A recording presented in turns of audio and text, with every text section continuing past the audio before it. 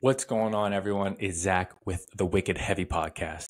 And in today's episode, I sit down with Brandon Davis, currently the guitar player of Fever333, also the drummer of Inspirit. And if you know Vanna, then you're going to know who Inspirit is, right? So this is a fun one for me, especially because I grew up listening to a lot of the bands that Brandon was in and going to the shows locally, like religiously, because he's also from Massachusetts like me and was in the bands that I loved growing up, like Therefore I Am, Vanna, Lions. I mean, I learned so much that I didn't know, I thought I did, about him and about his musical history. And my mind was blown a lot of the time, as you'll hear.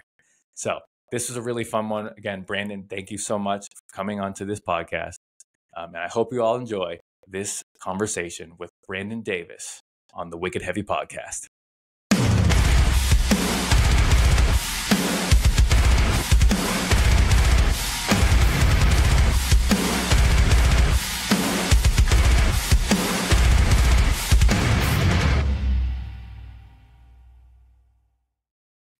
All right, my dude, Brandon, thank you so much for coming on the podcast. I really appreciate it, man. Absolutely. Happy to be here. Heck yeah. All right. So I want to catch up. Last time I saw you, I don't know, it was at a show, I think in Providence. We were side stage just talking drums. But since then, a lot has happened, and you are now in Fever333. So I didn't know.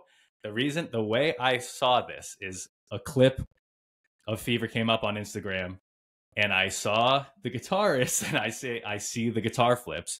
And sure. No one has stage presence like you. I was like, I know that's Brandon. Like, oh my God.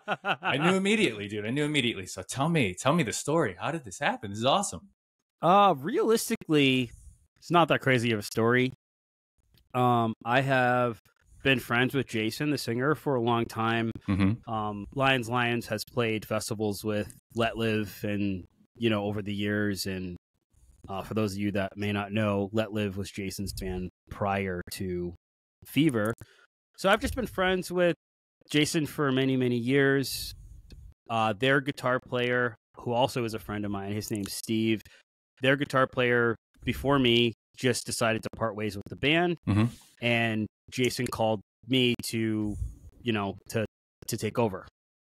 So cool. And it was really like nothing crazy. It was just sort of like, I'm just very thankful that Jason thought of me and considered me to be a person that could perform at that level, because not only is Steve my friend, but he is one of my favorite performers. So awesome. For me to get asked to join a band that one of my favorite performers was in is like the most flattering thing that really could happen. Absolutely. Oh, that's cool, man. And was that last year? That was last year. Yeah. Wow. Oh, that's so sick. Yeah, I was like, I know that's Brandon. I gotta that's cool. I was like, I like that. I was like, I could just tell. Mm-hmm. It's that one move where like the guitar like comes back a bit, you hold it and then bring it back. And I was like, that's him. That's him. That's so cool, man. Wow. So, and then a new album dropping soon.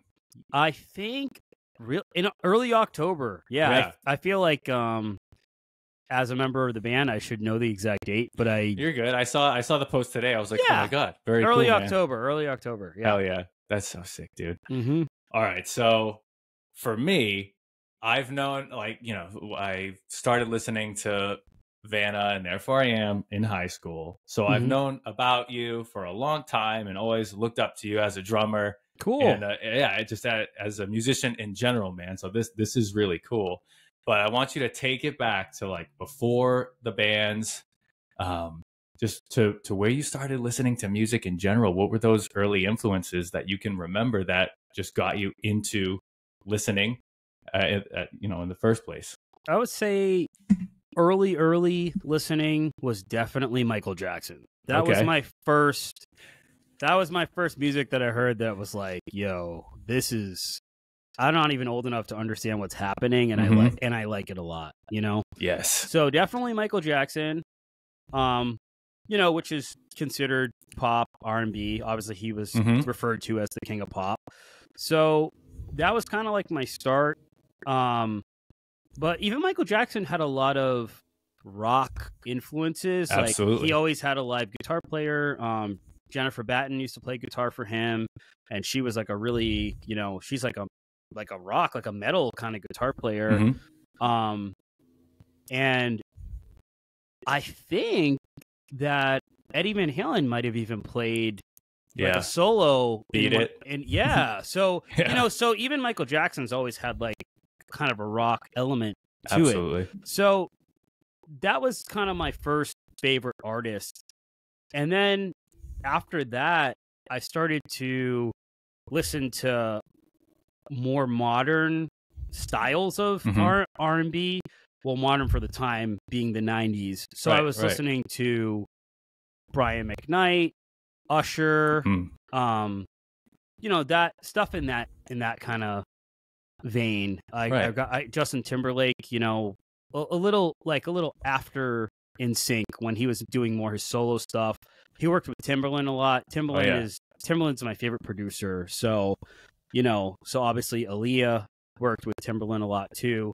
So really like that sort of 90s, early 2000s R&B music is what I like. That's like my bread and butter when it comes to like just my foundation of rhythm.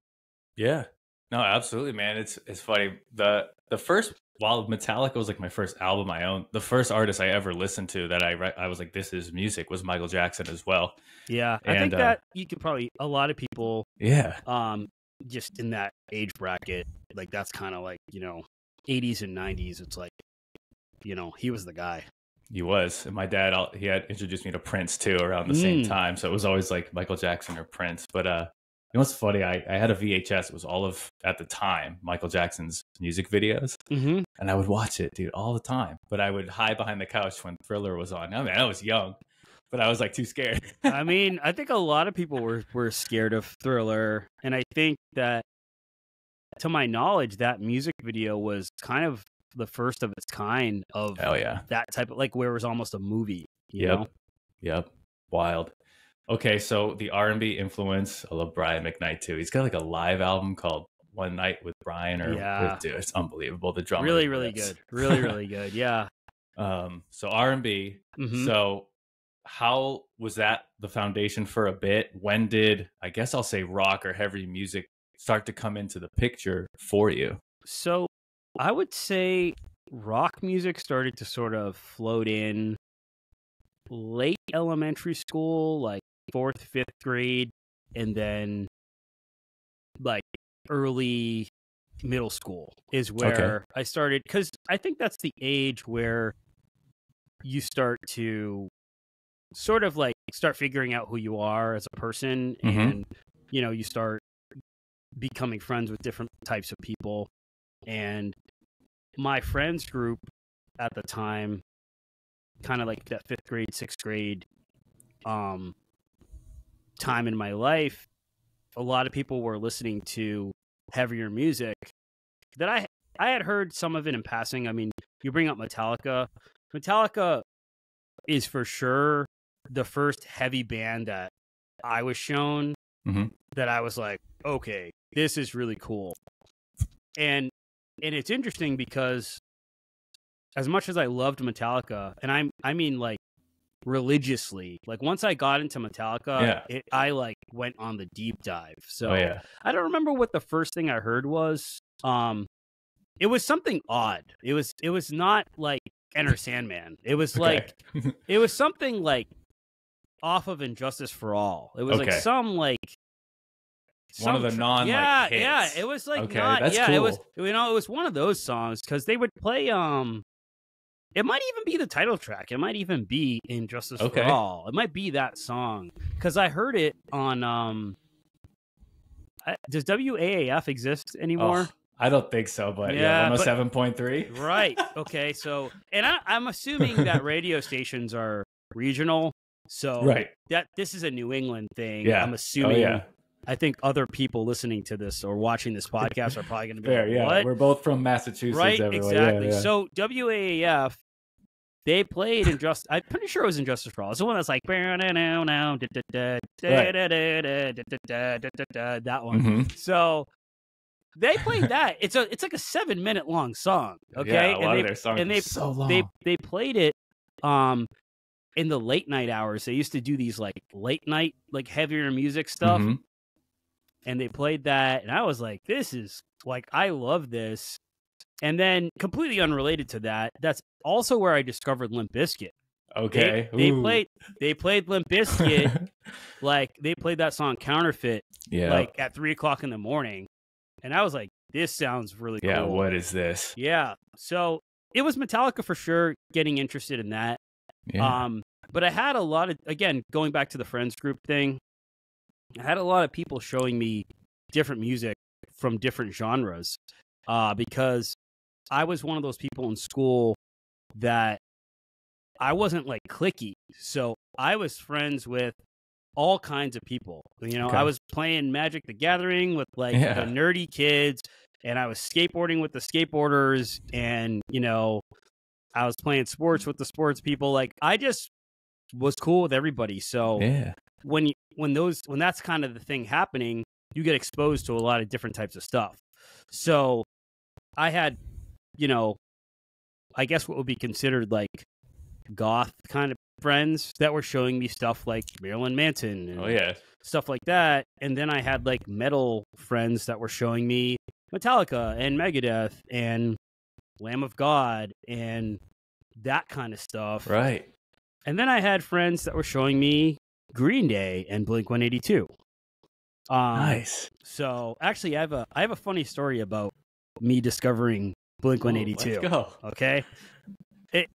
It's and the reason why it's funny is because Blink-182 is my first time experiencing getting cool guide. Okay, so I'm like probably 6th grade. I'm whatever grade in which you're rollerblading. Like I was early middle school. I was rollerblading. Nothing wrong with rollerblading, by the way. There's people that still are like sick at it to this day, but I was rollerblading, and there was a kid at school named Vinny who was very popular. And you know, if you ever got invited over his house, that was like a huge deal. Okay. And I get invited over his house, and he had like all this cool stuff. He had a trampoline in the backyard, and he had like ramps set up and rails for like rollerblading in his driveway. It's like Brink. Yeah. So I was like, this is crazy. That's why it was like so cool to be able to go over there. Yeah. So anyway, so I get invited over there, and I'm like super excited. Like I get there, I put my skates on, and I hear the riff. It's like a movie. Okay? Yeah. And my eyes just light up. I'm like, what song is this? Wow. And like 3 people there looked at me like, this is Blink-182. You don't know what Blink-182, like they roasted me. Like, I just remember feeling so stupid. Like, cause I was a kid, you know, I was like, dude, I mean, sorry that I'm not aware of things that I'm not aware of. Like, sorry that you heard of it before me. Like, I don't know. Yeah. So granted that my discovery of Blink-182 was through a negative experience, that song was, I still was like, that song's really cool though. Oh yeah. And that was the riff. I heard that riff and I was like, this is crazy. And that's how I got into like, that led to like MXPX and like No Effects, and I kind of went down that road. And then also, you know, for whatever reason, especially in Massachusetts or maybe New England in general, there was kind of like in that time there was like a ska scene. So I also learned about like Big D and the Kids Table. I was just gonna say Big D. It's like the one for me. Yeah. Right. So I also learned about that too. But yeah, that's pretty much like sort of what happened. I just had a bunch of different friends groups that were into a bunch of different things. They were, other than, you know, roasting me for not knowing about Blink, they were all really cool about sort of just letting me know about different kinds of music. And then I sort of like found my own sort of place where I was like, oh, okay, like, because as much as I liked Metallica, you know, I don't even think I even played guitar yet at this point. So, as much as I liked it, once I started learning how to play an instrument, which guitar is my first instrument that I learned how to play, by that point, what I was interested in trying to play really had nothing to do with my interest in heavy music to begin with. Okay. You know, like I didn't want to start a band that sounded like Metallica. By the time I could proficiently play the guitar, I was trying to sound like I was in Thursday or Thrice. You know what I mean? By that point, yeah. So that was like, Metallica's like the band that like kind of made me want to play guitar. But as far as being a person to perform on a stage, it was definitely Thursday, 100%. Wow. Yeah. Okay. And I remember when I first heard Thursday, my buddy Sam showed me them. Man, I almost found their music so emotional. It was like hard to listen to when I first heard them. Dude, I mean, the first album, I was like, this is like dark and it makes me feel things, but I like it. But it's funny. It's funny that you bring that up. They actually just recently, maybe even today, just posted that they're doing a 25-year anniversary of Waiting, which is that first album. Porcelain and stuff. Wild, man. Mm-hmm. Wow. Okay, so you pick up guitar and self-taught? Yeah. Mm-hmm. Awesome.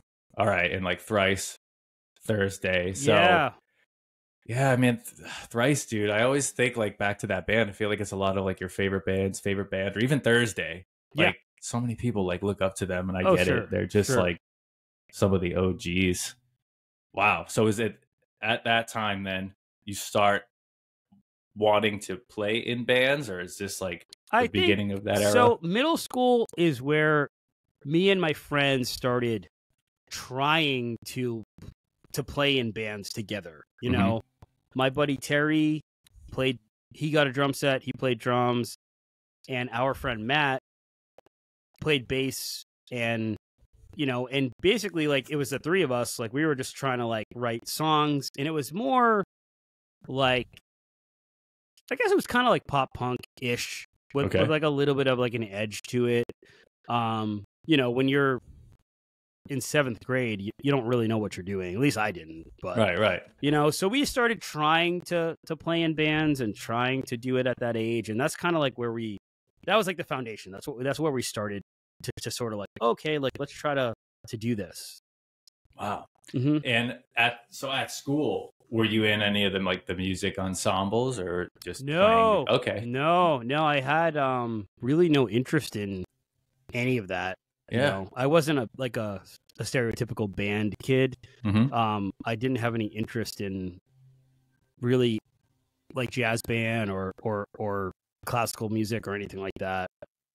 Got it. Yeah, that's cool. That's unique, because most of the time anyone's been like, I was always in like the music programs, but you were doing your own thing. Yeah, I was just on the side, playing at home in my room, practicing, trying to figure out how to play stuff. I love it, man. And then, so I feel like around that time is when I started going to shows, right? When did like local shows enter for you? I started going to local shows pretty young. Like I started going to local shows definitely in middle school. VFW shows, Knights of Columbus, like all that kind of stuff. Definitely pretty early on. Are there any? So like for me, the local shows were always, it was like the three bands I always go back to, right? It was Vanna, Therefore I Am, and A Loss for Words. I knew you guys would be playing like during that weekend. It's like I knew could go watch music, and it was going to be something I loved. Mm-hmm. So for you, who were the bands that were like kind of regularly playing at the time that you were like stoked to see? You know what's interesting is that A Loss for Words was a band before Vanna and Therefore I Am. Oh, wow. So even for me, they were a band that I would go see.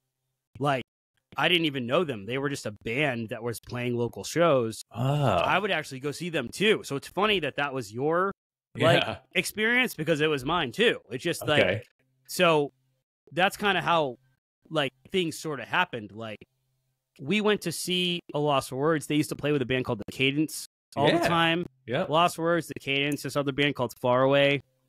And the three of their bands would play all the time. And just from going to shows, I became friends with these people, and my bandmates, like what would become my bandmates and Therefore I Am, also became friends with these people too. So when we started Therefore I Am, we kind of already had like a little bit of an in the scene because we were friends with people in bands. So bands like A Loss of Words and the Cadence would like invite us to perform on their shows, which is how we ended up, doing that. The Therefore I Am, the A Loss of Words shows at their VFW. Wow, okay. Yeah. Man. So we were going to see them as fans before we were friends with them.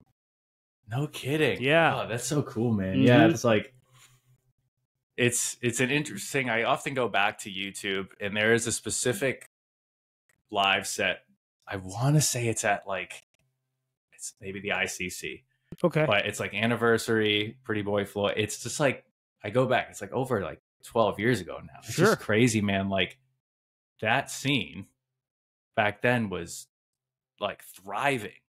And it was just so crazy, dude. So like, Therefore I Am for me.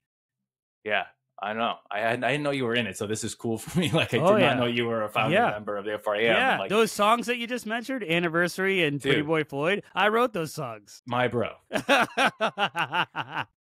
Anniversary for me, and I know like a lot of my friends, like that song's unbelievable, dude. Dude, like, that's cool. That's really cool. I don't know how to like explain that. That means a lot. Wow. You wrote those. That's crazy. Okay, so the sound of Therefore I Am, I'd like to touch on it for a minute because I still don't. Sure, I can hear like Thrice and Thursday, like that influence, but I still don't think there's ever been a sound like that since. Really, what was the driving force behind writing songs like those? Well, it's funny. It's funny that you're like. You could say like you don't really hear like the Thrice or stuff like that. I think what happens sometimes is your idea or your vision of writing something in a certain style just doesn't come out exactly as what you tried. But that's not always a bad thing, because sometimes you can sort of accidentally start stealing riffs from bands that you like. So sometimes it's good that you didn't succeed in sounding exactly like what you want it to sound like. Right. But yeah, but for us, I think there were also some influences of bands that at the time, me, myself, like I wasn't super familiar with. So I think what was happening is me and the other guitar player at the time, his name was Alex Kamek, and Alex was listening to bands that I now know, but back then I wasn't familiar with. So a lot of the sounds, I can listen to Therefore I Am now and go, oh, I understand what that influence was. But at the time, to me, it just sounded sort of original because I wasn't aware of the bands that Alex listened to. Alex was a really big fan of Alexis on Fire. Yeah, okay. And I never even had heard them at the time. So he had a lot of riffs that were kind of like similar to that band. And then me having my own kind of style mixed with his, it just kind of made like a newer sound, or like a sound that was like had an original vibe to it. It was so unique, even with the electronic pieces. Like it was just like, wow, what is this? It's so cool. Yeah, I just had never heard anything like it, man. Okay, and then when does Vanna come into the fold? Okay, so the Vanna thing is very, very interesting because it's very random. Okay. So I don't even exactly know. Somebody from Therefore I Am, I want to say it was Alex, the singer. I think he met those guys. Like I think he met Nick, Evan, and Sean at like a party or something. But I wasn't there for this. So I think our connection to knowing those people is from Alex. We were all living in Boston, and I think that's how like we met them. But as far as like playing in the band, so it's really interesting. The guys in Vanna didn't have a drummer. They were writing music and programming the drums. Okay. So it was Nick, Evan, and Sean with no singer. It was the three of them just writing songs, and Nick and Evan were both doing the vocals because they didn't have a singer. There was to me an imaginary man named Chris who was supposed to sing in the band, but he lives in Texas, So I don't even. I was like, that's not even a real person. It was funny. Like they needed somebody to sing in the band, and there was a girl who they met. This girl named Sarah. Who Sarah was like, hey, I have a friend back home in Texas who can scream like the style that you guys want. You guys should have him be in your band. Wow. And they were like, okay, cool, we'll have him. But then, like, I don't know, I Delayed that never, for a yeah, bit. like, yeah, like I was like, whatever. So fast forward to how I got in the band. So the guys in Vanna, they were coming to their Ram shows, like, and that's like how. You know, they were coming to our shows. We were all friends. Yeah. Okay. And they were wanting to be playing shows, but again, they didn't have a drummer. So they were trying to figure that whole thing out. So Alex, the singer of Therefore I Am, he worked at Northeastern University. Something to do with food. It was either catering or some sort of food prep, but he had to be there really early in the morning. So a few months prior to, well, actually, I mean, I don't know when Alex started working there, but at some point we decided that we wanted to be a real band. And in our minds, or what we saw from bands we looked up to in the area, like the Receiving End of Sirens, and just bands that were, that were ahead of us. They had rehearsal spaces. Like they weren't practicing in somebody's garage and they weren't practicing at somebody's mom's house. So we were like, okay, if we want to be a real band, we need to get a rehearsal space that we pay for that is not somebody's house.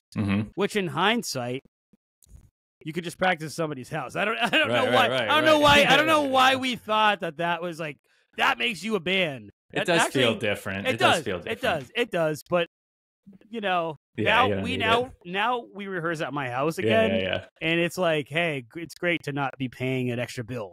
So anyway, so we got a rehearsal space in Boston, and I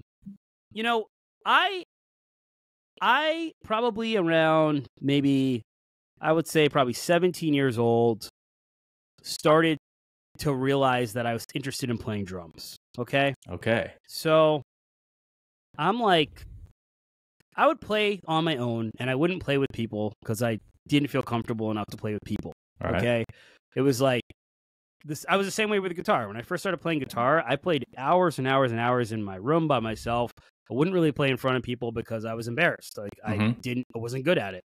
So I, wanted to play drums, not in a band. I just liked drums. Yeah. I had a friend who, again, I was probably 16 years old. I had a friend who showed me Meshuggah. Okay. All right. Yes. And I was like, wow. I couldn't believe what this man was doing on drums. Like, Thomas. Like it made no sense at all. Okay. That me hearing Meshuggah, just like me hearing Metallica made me want to play guitar. Me hearing Meshuggah made me want to play drums. Wow. And which makes no sense because it's like, okay, you picked the most complicated band. Dude, I've never heard someone say that. Makes cool. No sense, but it did. Makes sense to me. because here's the interesting part. Meshuggah, as heavy as it is, it grooves so really, hard. really hard. Like very much in a hip hop R&B type way. Rational gaze. If you were, exactly. If you were to remove all the guitar tracks and remove all the vocals, it's like you could replace a lot of that with like some, like, you know what I mean? You could replace it with some, you know what I mean? Facts. So to me, it's like I was hearing it through like a hip hop, like, you know what I mean? I was like, Dude, speaking my language, bro. I was like, oh, so that's what I heard, and I was like, I want to learn how to do this. And luckily, that same person who showed me Meshuggah was like a savant level drummer. Wow. So he, this is crazy because in this time, this was like an advanced technology, but he had a headphone splitter. Okay. Ooh. Which is crazy. So two people could listen to something at the same time. Yeah. This is like unheard of in the late 90s and early 2000s, a headphone split. So I'd go over to his house And he had his drum kit set up in his room. And this is literally, it was a Discman. So that's how long ago this was. He had a Discman, and he had a headphone split, and he would put headphones on me, and he'd put headphones on, and then he would start Millennium Cyanide Christ. And he could play it note for note. And he was a teenager. I was like, what the heck? Like, how is he doing this? And and he really and oddly enough, by trade, he was a jazz drummer. So so he would do the metal stuff at home, like for fun. Like, but at school, he played in the jazz ensemble at school. He was a jazz drummer. But he would go home and just rip these these crazy silent jazz drummers that could just rip. He was just so he really had a lot to do with me being interested in drums. And and I remember and so at some point I wanted a drum kit, and I got a drum kit, and I kind of grew up in mostly apartments and situations where I really couldn't play drums. So around, like I said, around 16 years old, Jim, the bass player of Therefore I Am, started inviting me to his church's youth group, which was like a Wednesday night. You kind of go to the church and play basketball, whatever. It's just like it's just to keep kids like off the streets kind of thing. And they had a drum kit there. And so I just started coming to youth group early and asking them if I could just practice on the drums. And since I started going every single week and kind of became like a part of it, the youth pastor there, like, actually, this is crazy, but he gave me a key to the church. And he was like, hey, he's like, you can come here whenever you want. If you're really like taking it that seriously, like here's a key, like practice whenever you want. Just, turn the lights off when you're done. So I had like access to this, like, basically rehearsal space, and I just went crazy. I started learning Haste the Day, From Autumn to Ashes, little bits of stuff that a lot of it I couldn't play the whole songs. Like, these drummers are like really good, like I'm 16 years old, like I can't keep up with all these guys, but like Under Oath and just like I just started trying to learn all this stuff.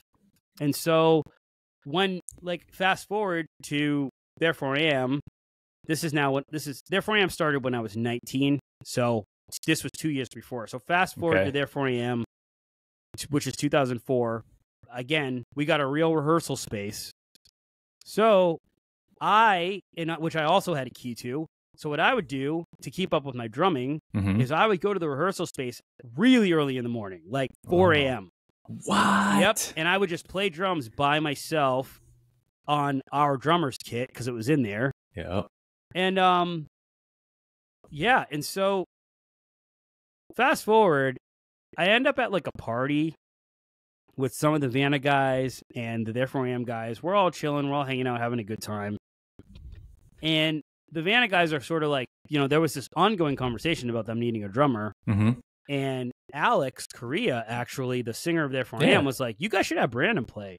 And I look at him like, what are you talking about? Like, I'm like so confused. Yeah.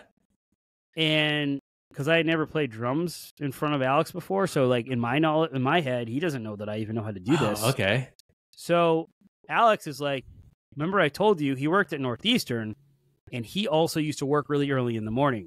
So I guess what had happened was Alex like forgot something at the rehearsal space from some time we had rehearsal, and he went there before work.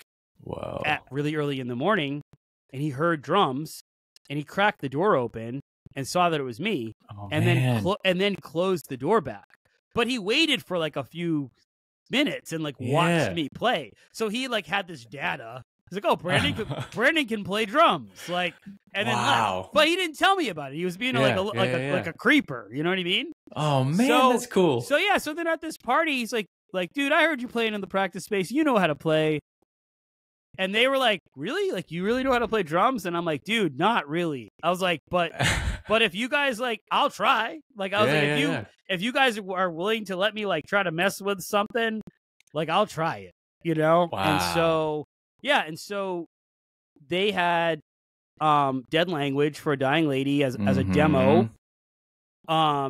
and I want to say I Am the Wind. They had these as demos of programmed drums, and they sent me the songs, and I listened to them and learned them to, I don't know, to my abilities, and then went to rehearsal and was playing with a band like that. I was like, oh shit, like I played and like they didn't look unhappy, so we just started playing the songs, and they were like, yeah, dude, like if you're cool to like do this like on the side, because remember, Therefore I Am was my band. Like, Therefore I Am was the band that, like, we were trying to get signed to a label and, like, tour. So I was, like, barely knew how to play drums. So it's like I wasn't really taking the Vanna thing seriously at all. And then it was like we started, again, it's very much like the Lost for Words thing. Therefore I Am kind of had an in to play shows because the Lost for Words was playing shows and we're our friends. I was in Therefore I Am, and we were already playing shows. So I was like, yo, put my other band on it, too. Dude, that makes so much sense now. So then we started putting Vanna on the same shows as Therefore I Am, and I would actually play twice. I would play drums in Vanna, and then after I would play guitar at Therefore I Am. Dude. And we did that for like a whole summer, and then out of nowhere, Vanna got a record deal. Unreal. And I'm just like, and so I'm thinking like, I spent all these years trying to figure out how to play guitar and become like a good guitar player. Yeah. Oh, to get signed in a band that I'm like joking around on this instrument. Like I didn't even consider myself a drummer. Wow. Until like the second record of Vanna. Like I still, even our first recording, I was like, I guess, like, you know what I mean? Like I still wasn't confident. You know, this is crazy to hear, man, because I thought you were a drummer first and then learned guitar. No, dude. No, I've been playing guitar since I was a little kid. Like what the heck, man? Like I said, like I think 6th grade or something like that. That's when I was playing guitar. I never even held a drumstick before, dude. So I told you, I didn't even get interested in drums until I was like 17 and heard Meshuggah. Oh, this is the best. So then it was like I was kind of forced to play. I was like, okay, well now, And then my buddy Jay Cawley, again, I told you, like I kind of grew up in situations where I didn't have a lot of places to play. So my buddy Jay, his mom let me set up my drums in her basement, and while she was at work, she would let me rehearse. So I, would just practice drums as much as I could. Wow. Yeah. So cool, man. Now, I got to ask, this is more for the drummers listening, because I think there's a lot of drummers who listen. Your setup was such a talking point, at least for my other friends who knew anything about drums. You had a very minimalistic setup. Sure. The first time I had ever seen someone do that. Right. Can you just let me know the reason behind that? I thought it was super cool. Well, the interesting thing about that is the reason why no one had really seen that is because, especially from that scene, like the metalcore screamo world, is because I got that setup from Questlove.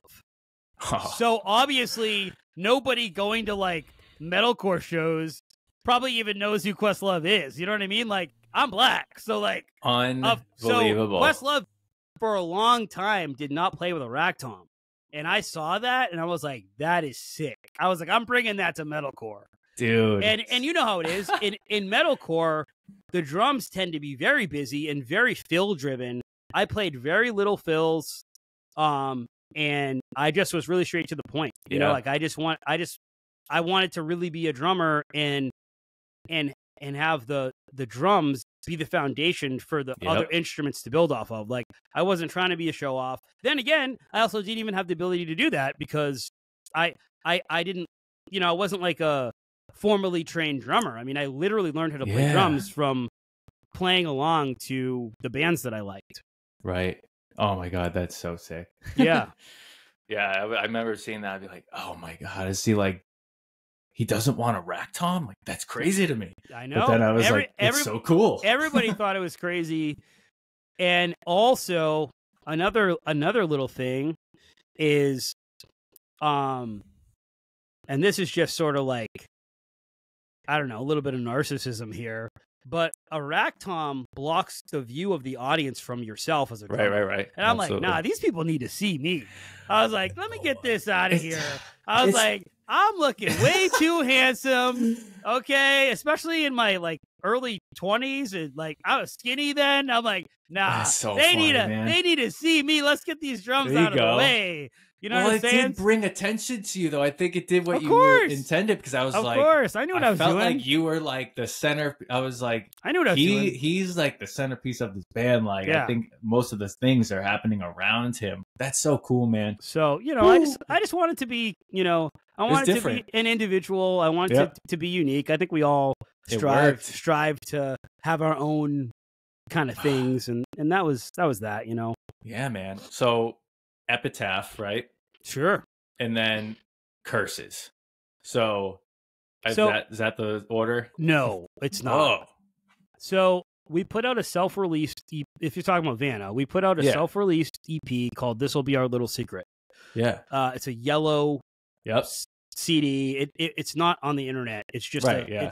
it's on the internet as far as like Wikipedia and stuff, Yeah. but it's not like it's never been posted on like Spotify or Got it. Apple Yep, Music. yep, yep. So I used to have it, yeah. right, so that little thing. Then we got signed to Epitaph, and then Oh, Search Party Never Came got it. is the first album or EP that we did, which was Got it. that was in 2006. Oh, so you got signed for that? Yeah, Whoa. we got signed in, I want to say 2005, and oh then my gosh. and then we put out that record. We recorded the record and then put it out in 2006, I believe.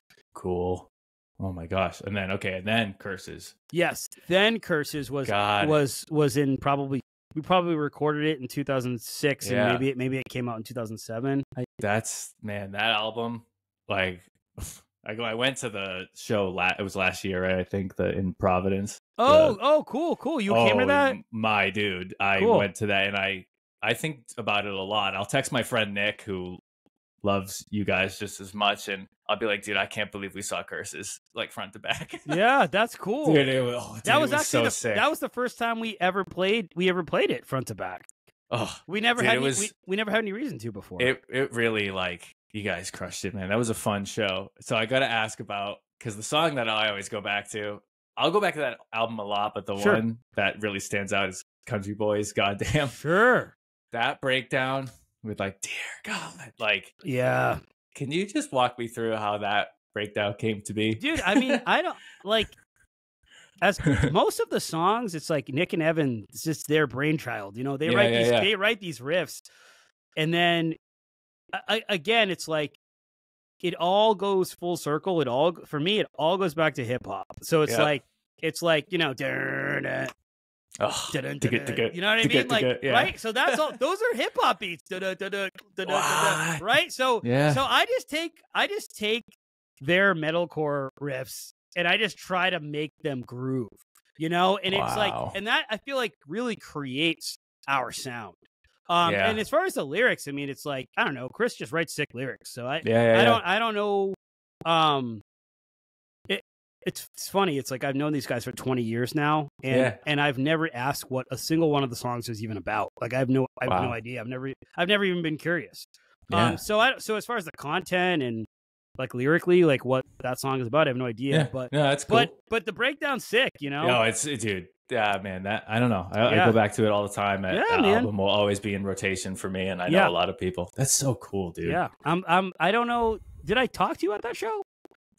No, I was in the crowd the whole time. Yeah. cool, No, you're cool. good. Yeah, Yeah. I was just like as a happy, attendee. Are you still working for SJC? No, so I left I was there for 5 years, and then just, as you know, SAC is super small, so I left on good terms. I was like, I'm gonna go see what else is out there. I still talk to Mike every day though, but no, I work in like tech now for cool. a startup. Yep. Cool. But the reason I'm doing this podcast though is like I missed that scene and talking to all the people in it. So I was like, all right, I have these connections. Let me see what's up. So Man, brings of me course. here today. That's bro. awesome. I love that. Yeah, man. So of course, since then you've done a lot of different things. Then there was Lions, Mm-hmm. and it seems like you produce as well. Yeah, I'm always working on stuff. Yeah, I'm always working on all kinds of stuff. Yeah, It seems like it, man. So I noticed the skating. I did want to touch on that. Okay. Had you been skating since probably middle school? Yeah, It's middle school is okay. when I started skating. Yep. And you now have a skate park still. I yes and no. We're Okay. in it exists, but Yeah. we are in the middle of moving.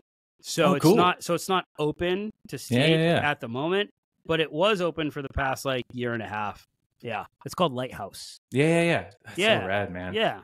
So because I remember seeing that, I'm like, this dude, he has a lot of interest and he's really good at a lot of them. So I just thought it was cool. I appreciate that. Yeah. Yeah. So it just seems like you're doing things that make you happy, brother. Yeah. I dig it. Yeah. All right. So music though is still obviously at the center of it. So so you got Inspirit and now Fever. Are those like the two main musical gigs, I'll say, right now? Yeah.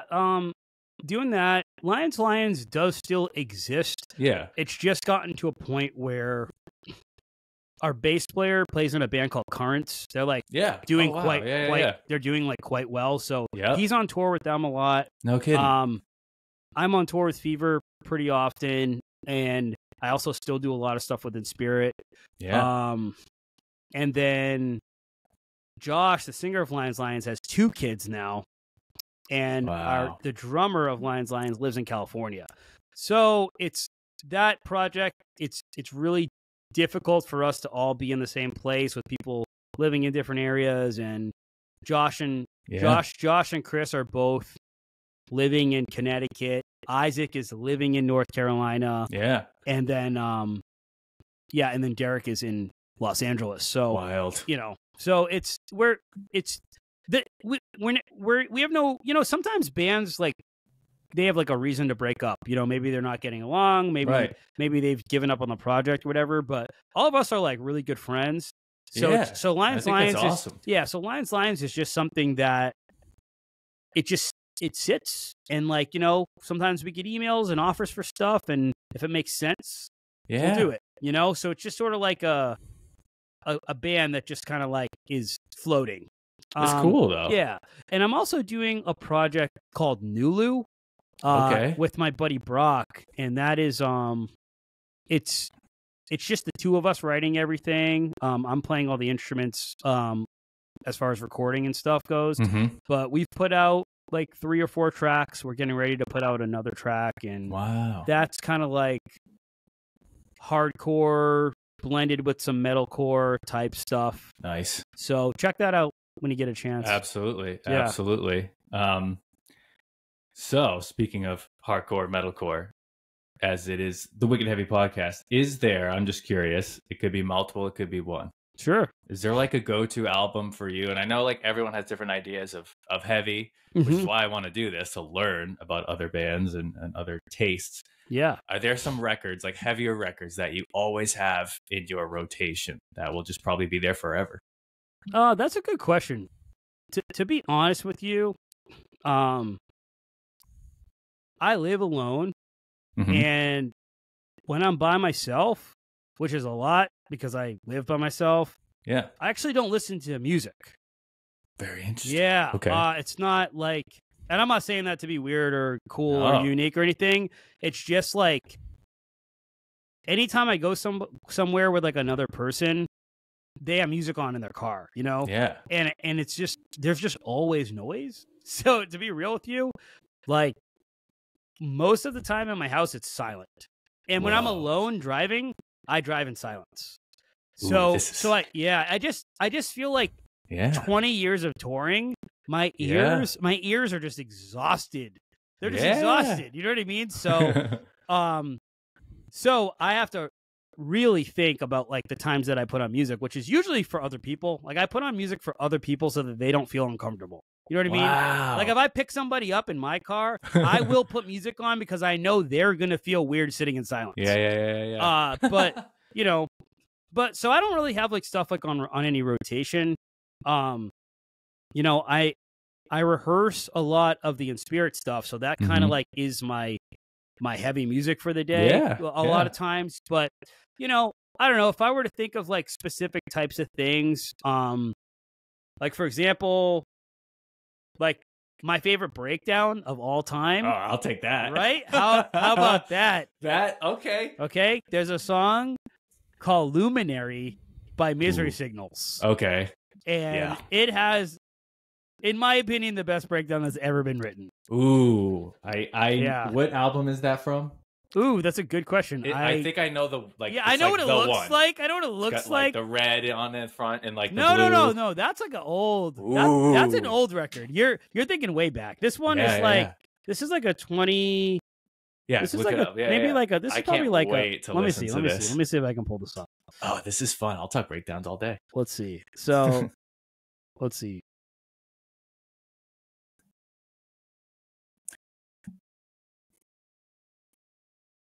Luminary.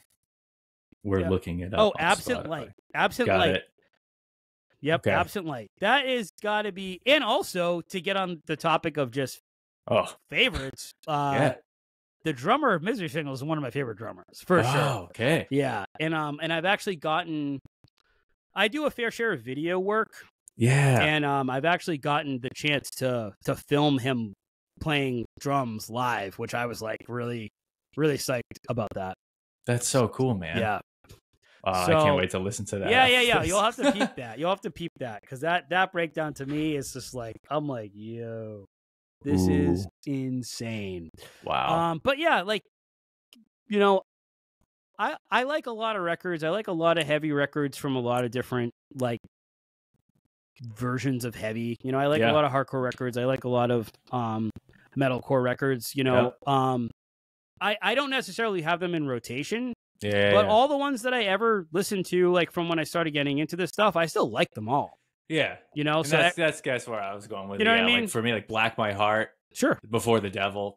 Always in. Oh. It's always there. Yeah. Like, I never get sick of it. Yep. Curses. I never get sick of it. Cool. So, yeah. That's awesome. I really appreciate that. Yeah, dude. So, you know, Black My Heart's another one of those bands that, same thing with The Lost for Words.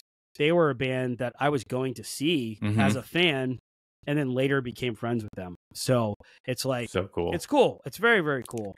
And I feel like they opened for Inspirit like a couple of years ago in Providence. Our first show.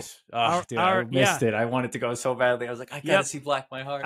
Our very first show, well, technically it was our second show because what we did is we did a little warm-up show, which was like a 300 cap room at Alchemy in Providence. Yep. Oh, yeah. And then we did FET, which is a 900 cap room the next night. So it was Friday at Alchemy and then Saturday at FET. And Saturday is the show that had Black My Heart on it. Yeah. Oh. It was insane. There's videos of it on YouTube.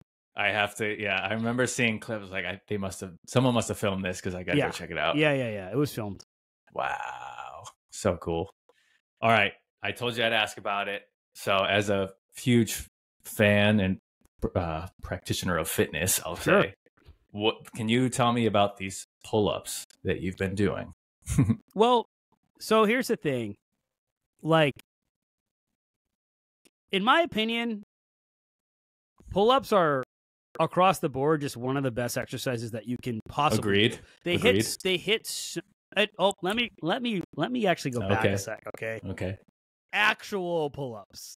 Not the weird I got you. Okay? I'm talking about taking your body and pulling it up. Strict pull-ups. Like to your chest, okay? A pull-up, not a wavy, floppy, inflatable tube man. Not that. Because I feel like you're gonna get hurt doing that. But anyway, real pull-up, full range of motion, pronated grip is how I've been doing them. I try to do 10 every day. Don't always hit that, just because sometimes I get busy or sometimes I'm traveling, but I try to do 10 every day. And I think a lot of people would agree with this.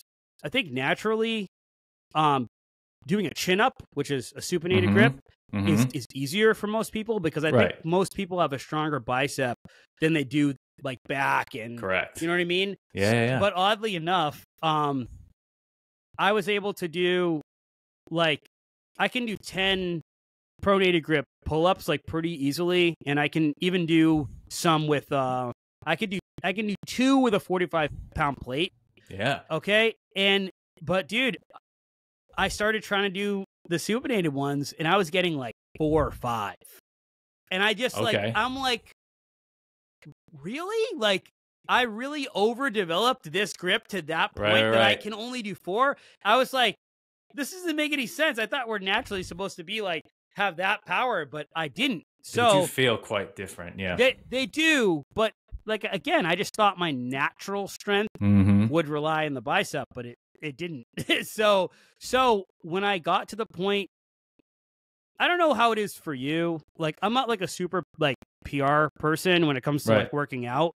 But there's a, I don't know how to describe it, but there's a thought or a feeling, something happens where you go, I can do it today. Yeah. Right. Whether that be like adding 10 pounds to your bench, whether that be, there's just a thing where you just wake up and you're like, I feel very rested. Yeah. I feel very recovered. I feel very hydrated. Absolutely. I think that the thing I've been wanting to do will happen today. Yeah. And that's why I made that video. Like, overall, in the grand scheme of things, you know, a lot of people can do 10 chin-ups. It's not that crazy of an accomplishment. But for me, I think a lot of people struggle. Yeah. But for me, I was like, I texted my friend Joey. Yeah. And I wonder if I still have the text. I'll try to pull it up. I gotta pull it up because I'm gonna hit this today. Let me see. Okay, so yeah, I don't like, you can kind of see a little bit if it'll it shows the blue. Yeah, does it show the blue? Is it? Can you? It's hard for me to read it, but I think like yeah. So I'm trying to get into focus. It's not working. Basically, it says, I'm just letting you know I'm about to attempt 10 Joey Cog style pull-ups because my buddy Joey, he primarily does them that way. Okay. So I just refer to the supinated grip. I saw that part. I was like, what does he mean by that? Yeah. So wow. So and he texted me back. He's like, you got it. Yeah. Hell yeah, dude. And I did it. I banged him out. I did all 10. I got to 9 and I was like, but I got up there. So like, now, I mean, So now doing it every day. You'll get it. Absolutely. Well, no, that's my point. Is I don't do those ones. Like, oh, right. You see what I'm saying? Yeah. I do the pronator grip. Yes. And which apparently for most people is significantly harder. Yeah. Yep. But I don't know, there's a comfort. I think just because I just do them a lot, you know? Yeah, absolutely, man. No, that's what's up. I mean, fitness, that is, and with the goal is this like I want to get more fit overall, or not? Well, I mean, I think that's a good added bonus, but for me, I think for me, it's about like longevity. Yeah. And doing all that insane stuff on stage just wreaks havoc on my body. Yeah. And so if I'm going to be performing like that, I just think it's really important for me to be strength training, because strength training, you know, it's the list of benefits goes on for days about how, you know, you keep your muscles and your ligaments and nice and strong, and, you know, and also strength training, resistance training specifically, send signals to your bones to maintain their density. Yeah. You know, so it's like and then, you know, what happens when we get old, our bones become brittle. So the more that you're staying up on your strength training throughout your early life, when you're older, because I think there's a very high percentage of people that actually die from breaking bones as an elderly person. Like when an old person, it puts them down, and then then that's it. Like and especially if you break a big bone like your femur. So it's really important that your bones are as dense as you can make them. Yeah, man. And I just, you know, I'm just trying to have dense bones. So and like keep doing what you're doing, man. Right? Because like when like I said, I knew it was you when I saw that video. I was like, no one swings the guitar like that. That is Brandon Davis. That's what's up, man. That's cool, man. Yeah, that's actually to me even cooler than someone just tapping, like someone telling you that. No, I knew immediately. I was like, I can't. That's him. He's a guitar player. Has to be. Yep. That's so sick, dude. Well, this was a fun one, man. I learned a lot, and I know a lot of my friends are gonna learn a lot about like that history there. I really appreciate you coming on, man. Dude, of course. Happy to be here. Heck yeah. All right, dude. Well, hopefully I'll see you at a show sometime soon. Well, dude, Inspirit's playing early next month. I saw it. Yeah, you got like 3 dates coming up. If you want to come, you're on the list. I appreciate it, dude. You know what I'm saying? If you want to come through, and we are the secret's out. We're definitely playing Country Boys. So Okay. 100%. It's on the set list. I saw it. Okay. So if you want to hear that breakdown, we're playing it. Oh God. You know, so, and actually, you know what? That's something that before we call it, Yeah. I want to let people know that Inspirit used to be Vanna. A lot of people don't know that. Right. A lot of people a lot of people kind of are confused. Like, why is this band playing Vanna songs? And it's like, well, because we're them, Yeah. you know? Yeah. So yeah. You heard it first. Yeah. You heard it first, you know? Oh yeah. So sick. Well, I will hopefully see you there then. Let me know. Hit me on the IG if you want to come. You're on the list, +1, whatever you need. Word. Yeah. Well, thank you so much, dude. And I will talk to you soon. All right, brother. Later.